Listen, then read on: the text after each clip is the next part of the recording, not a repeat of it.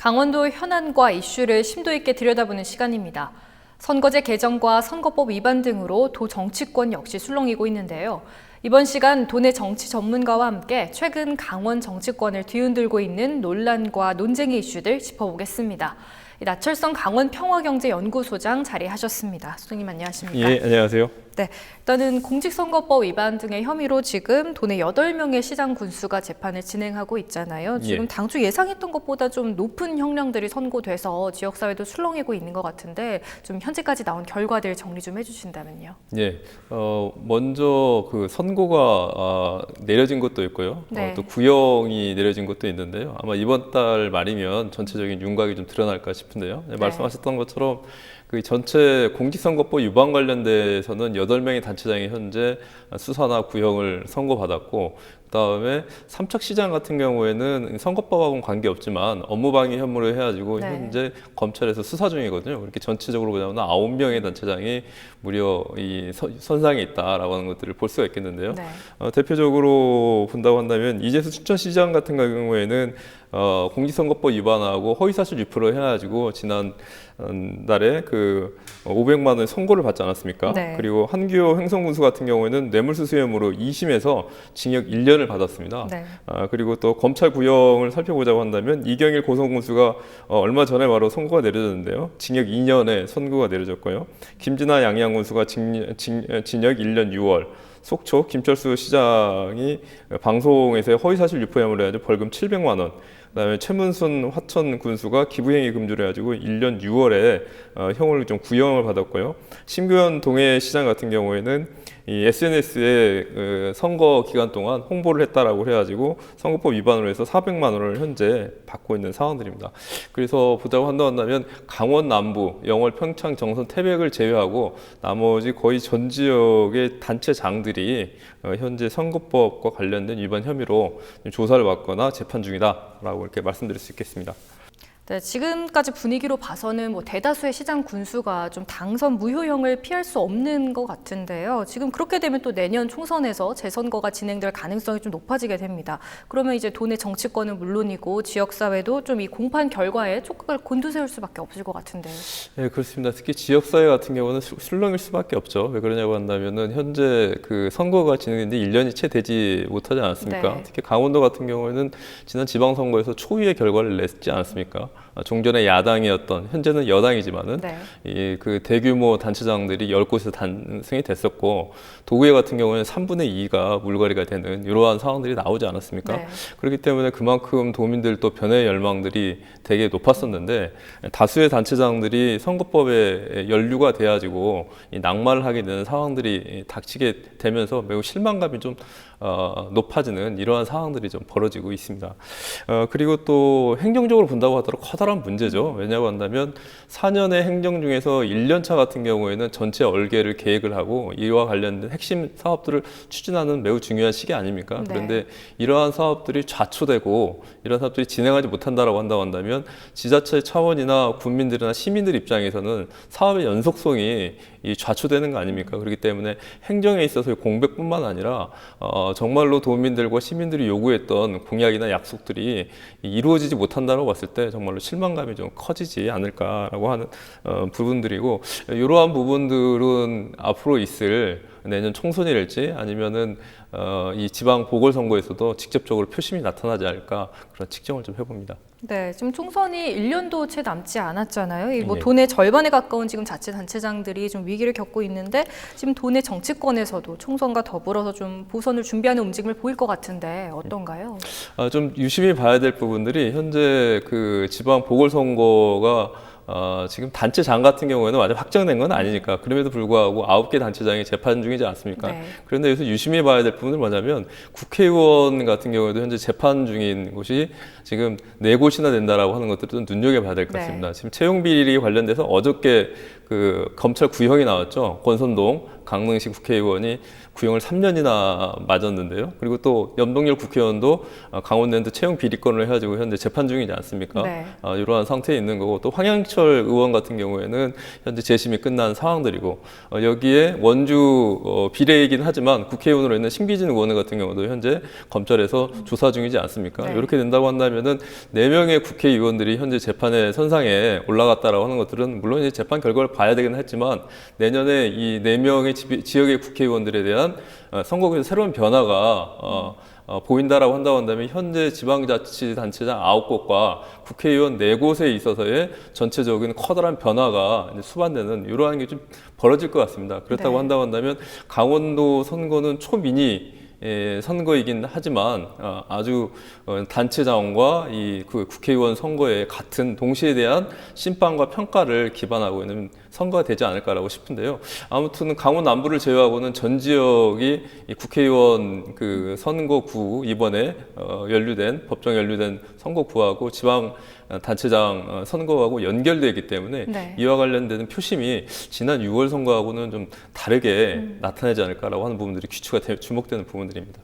네, 지금 이런 공직선거법 위반 등으로 좀 뒤숭숭한 이 도 정치권의 후폭풍이 기초의원까지 좀 이어지고 있습니다. 지난주에는 이 춘천시의회의 한 의원이 경로당 어르신들에게 빵을 제공한 혐의로 기소돼서 결국 의원직을 상실했는데요. 이 부분에 대해서도 좀 설명해 주시죠. 예, 그렇습니다. 춘천시 의원인데요. 2016년과 2017년도에 경로당에서 빵을 돌렸다라고 네. 하는 혐의로 공직선거법 위반 기부행위 금지와 관련돼서 현 재판 중이었었고, 그게 대법원에서 지난 12일 날 기각 결정이 내려지게 되면서, 각하 결정이 내려지게 되면서 형이 확정돼서 네.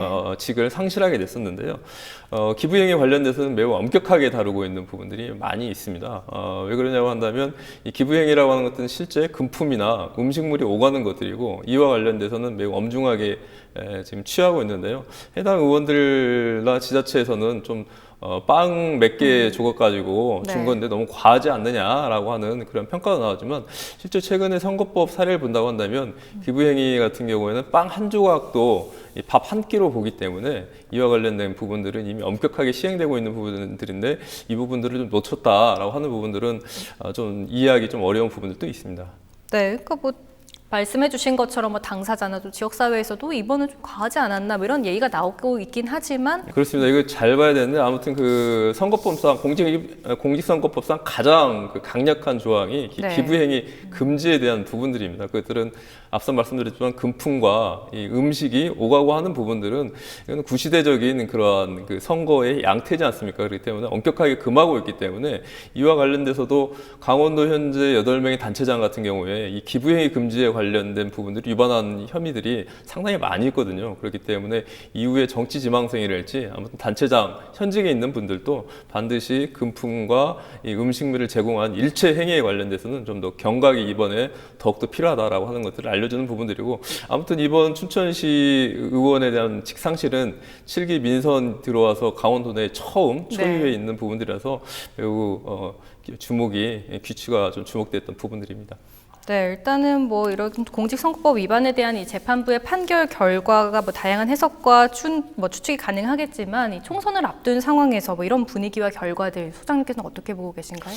매우 여파가 크죠. 지금 도민들 같은 경우에는 새로운 그런 변화의 열망들에 대해서 새로운 그 대표자들과 단체장을 뽑았는데, 또 시의원들 뽑고요. 그런데 이러한 변화들을 실현하기도 전에 이 낙마를 했다라고 하는 그 자체가 반가운 소식이 결코 아닐 뿐만 아니라, 현재 또 지금 정가가 매우 드승승하지 않습니까? 지난해 6월하고는 전혀 다른 분위기죠. 남북 관계도 그렇고 정치 문제도 그렇고 경제 문제도 매우 매우 안 좋은 상황들이다. 이런 상황에서 이 지역에서도 그런 불성스러운 이런 소식들이 들어오기 때문에, 아마 내년 선거 같은 경우에는 작년 6월 선거하고는 상당히 다른 양태와 양상으로서 좀 진행되지 않을까, 그런 예측들을 좀 해봅니다.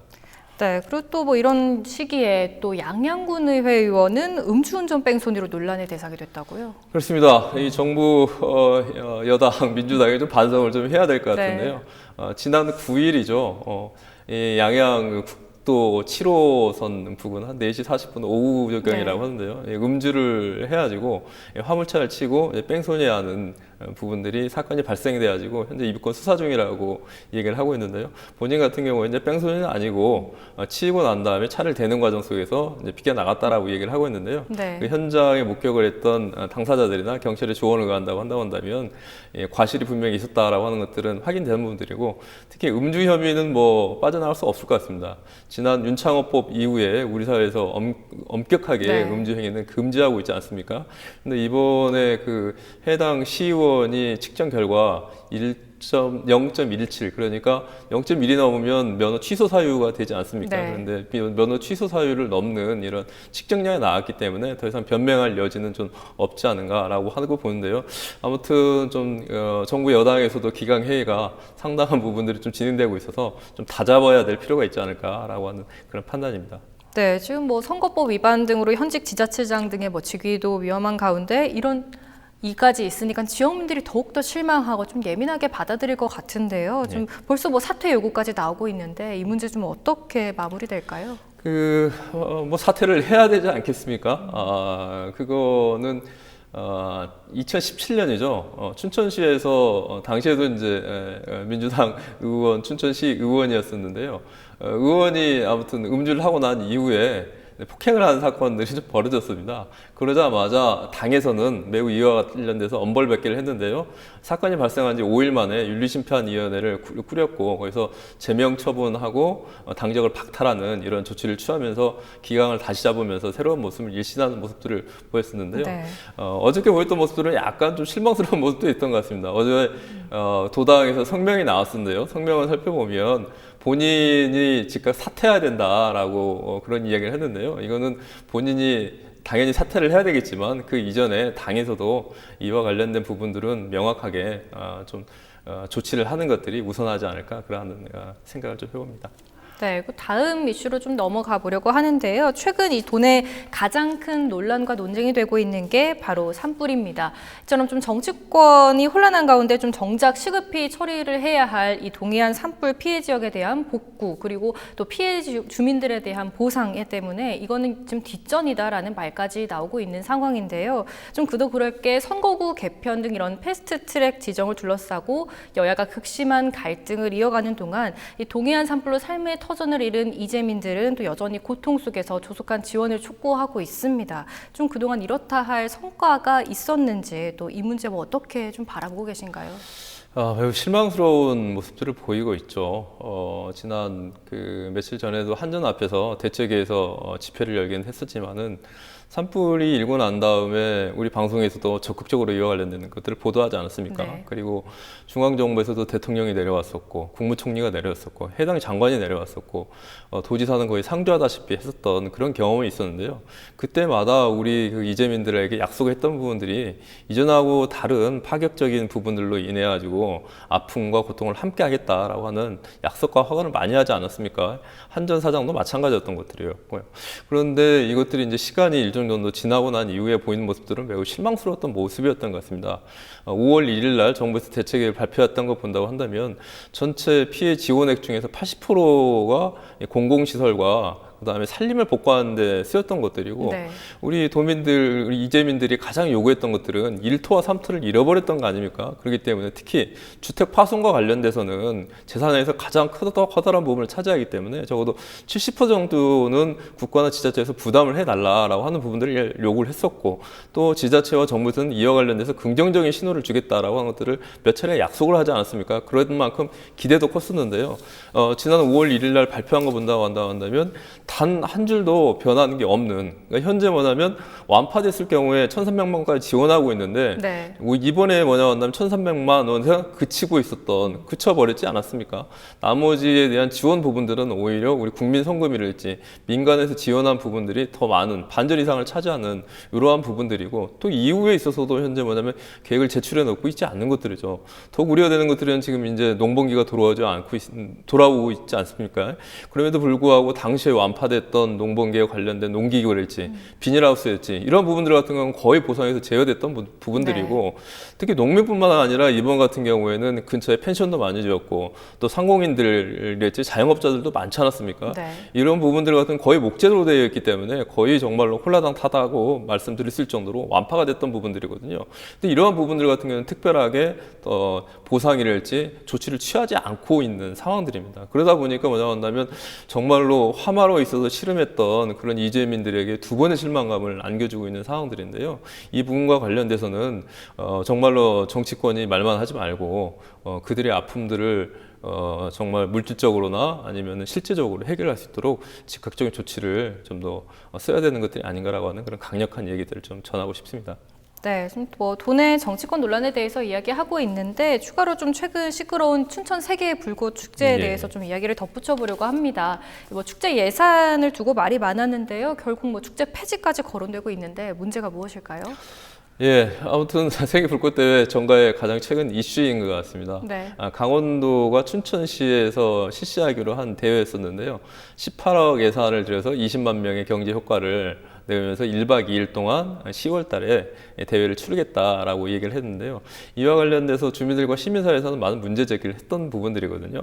왜 그러냐면 현재 온 나라가 미세먼지 때문에 되게 지금 시끄러운 상황들 아닙니까? 네. 그리고 춘천시 같은 경우에는 분지 지역이기 때문에 미세먼지가 더 극심합니다. 원주 지역과 비슷하게.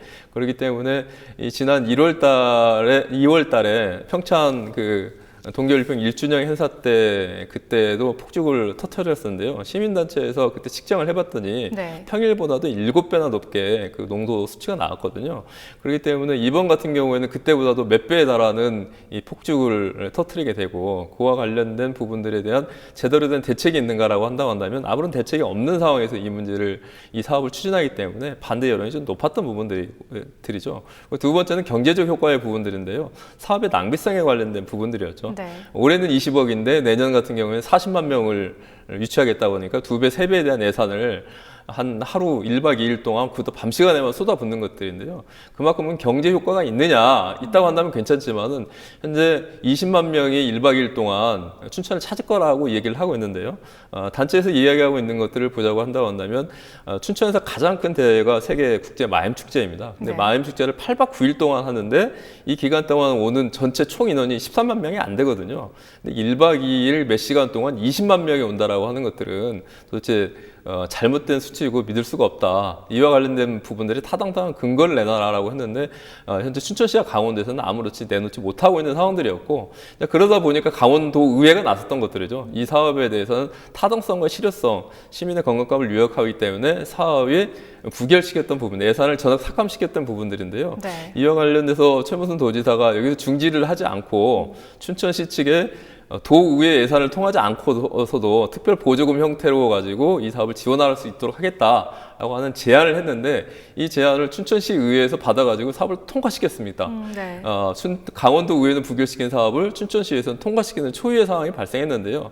그래도 또 지난주에 춘천시장이 도의회의 의결을 받지 않는 사업에 한해서는 이 사업을 가지고 집행하지 않겠다라고 하면서 춘천시의회와 최문순 도지사에 대한 정면 반기를 드는 이런 상황들이 좀 발생하게 된 것들이죠. 그렇게 되면서 이 강원도 의회 의견 다르고 최문순 도지사 의원 다르고 이제서 춘천시장 의원 다르고 또 춘천시 의회 의견 다르는 네. 초유의 자중질환이 일어나게 되면서 이 행정이 7기가 1년이 채 되지 못했는데 원팀을 강조했던 여당 팀이었었는데 이런 것들이 균열이 가면서 실제 도민들의 목소리를 제대로 반영하고 있는가라고 하는 비판의 목소리가 좀 높아졌던 부분들입니다. 네, 일단은 뭐 최근 벌어지고 있는 뭐 일련의 사태와 강원도를 둘러싼 뭐 정세들에 대해서 이야기를 해봤는데요. 앞으로 이 강원 정치 어떻게 좀 정돈되고 나아가야 될지 말씀해 주시죠. 가장 중요한 거는 이미 이제 그 태풍의 소용돌이 좀 든 것 같습니다. 왜냐하면 한다면 선거는 내년 6월이지만은 실제 공천과 경선 그 다음에 전체 일정을 보자고 한다면 9월 추석 전이면은 이미 그런 일정들이 돌아가게 되어 있는데요. 아마 6월 달이면은 그 경선 준비를 하기 위해서 각 지자체, 각 기초단체나 아니면 시군 그 출마나 공천을 희망하는 그런 정치인들이 벌써 나설 것 같은데요. 네. 이러한 분위기하고 맞물려가지고 강원도는 특수하게도 현재 많은 지자체장과 국회의원들이 재판에 계류 중이고 이러한 결과들이 좀 심상치 않은 부분들이 좀 전개될 것 같아서 아마 강원도 같은 경우는 다른 지역과 다르게 좀 빠르게 이 전체 일정들이 좀 들어가지 않을까라고 하는 부분들인데요. 우리 도민들도 이러한 부분들을 귀추를 주목하면서 가장 도민과 우리 시민들의 목소리를 반영할 수 있는 의원들과 정치인들은 어떤 부분들인지 판단해보고 선택하는 그런 준비가 좀 필요할 것 같습니다. 네, 여기까지 듣도록 하겠습니다. 소장님 오늘 말씀 감사합니다. 예, 감사합니다.